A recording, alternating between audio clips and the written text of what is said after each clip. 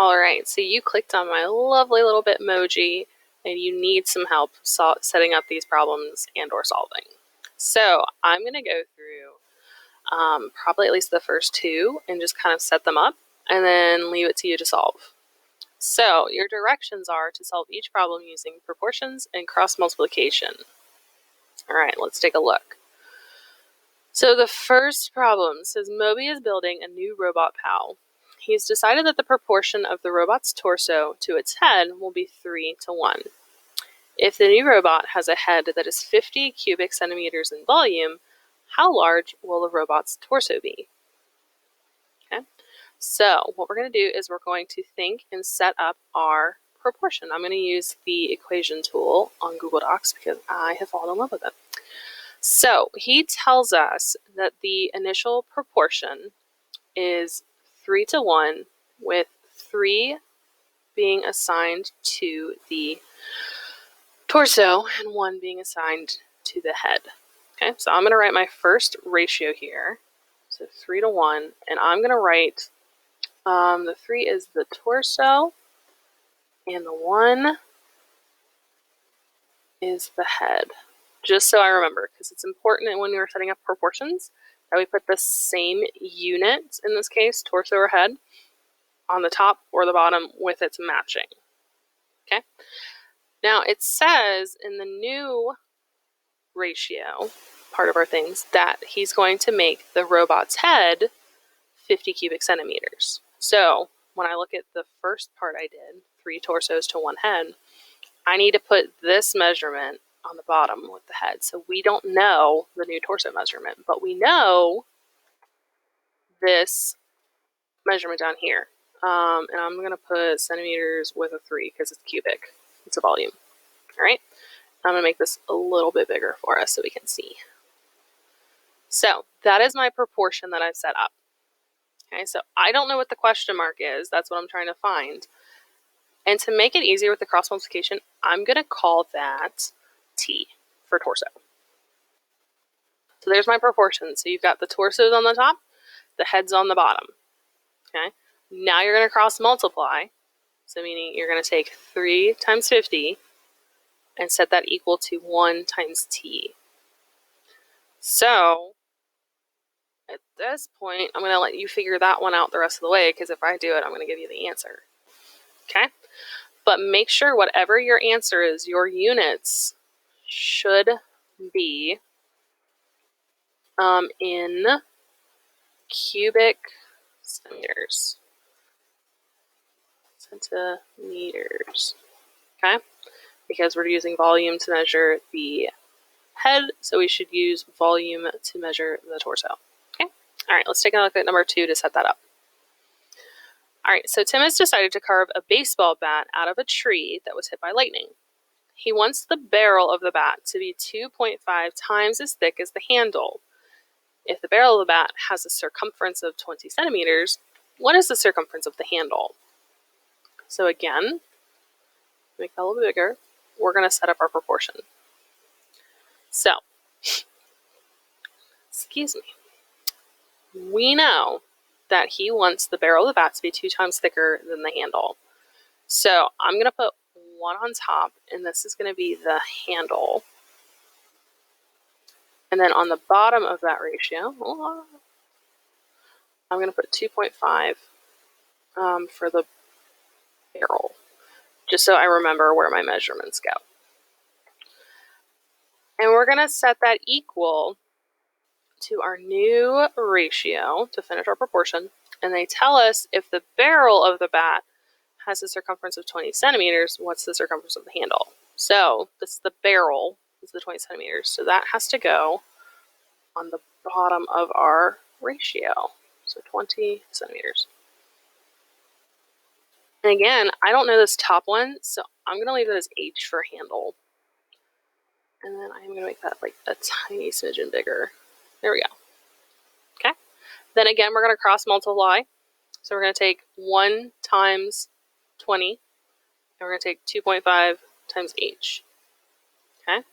So we should get 1 times 20, so 20 centimeters equals 2.5 H. Okay.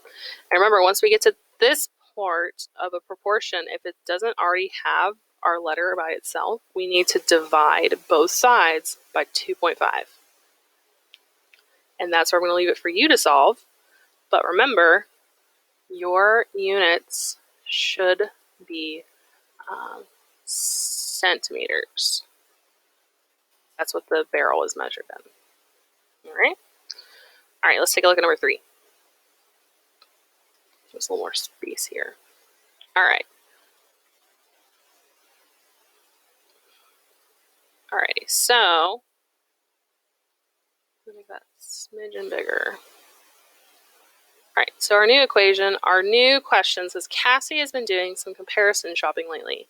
She noticed that an item of clothing that costs $20 at Wally Mart always costs $50 at JP Costington's. If this proportion holds, how much would a $35 Wally Mart sweater cost at JP Costington's? Okay, so this one's with money, so this definitely, if you're looking for a good deal, like, you want to be able to know how to do this. So we're going to set up our first ratio, and we're going to look at that first item of clothing, the one that costs $20 at Walmart and $50 at JP Costington's. So we're going to say $20 at, and put WM, Wally Mart, so I remember. And then it cost $50 at JP, so JP Costington's. And we're going to set that equal to the other part of our proportion. Okay, so whatever the price is at Wally Mart, we're going to put on top.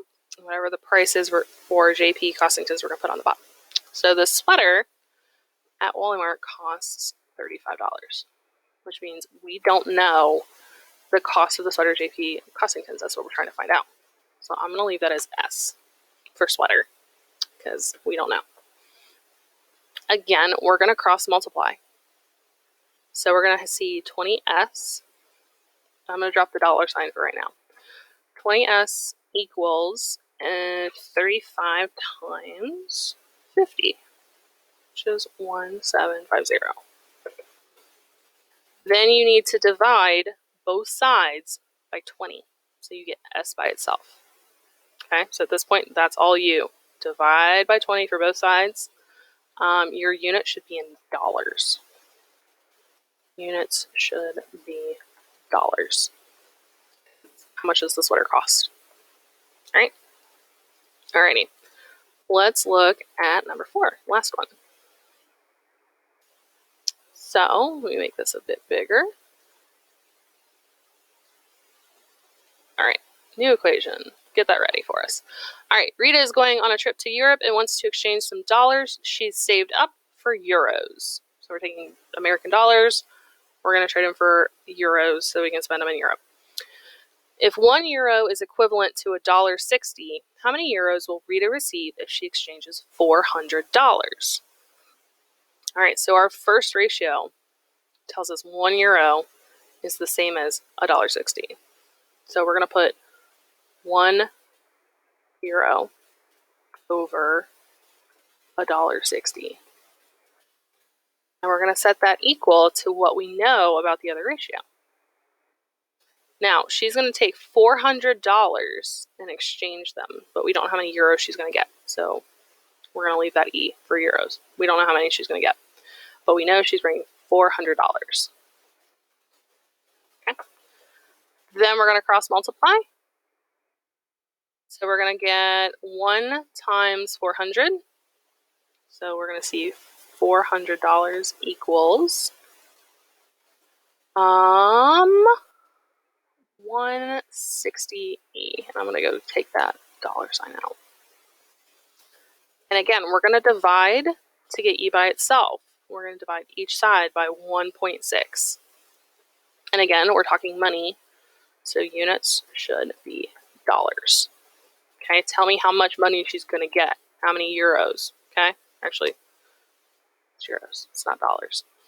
Okay, units should be euros. Tell me how many she gets if she takes $400 to the airport or whatever to exchange. All right.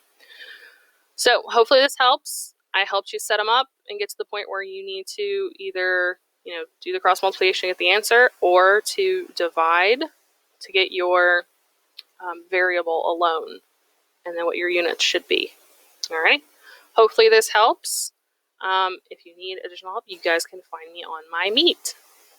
Alrighty. See you guys later.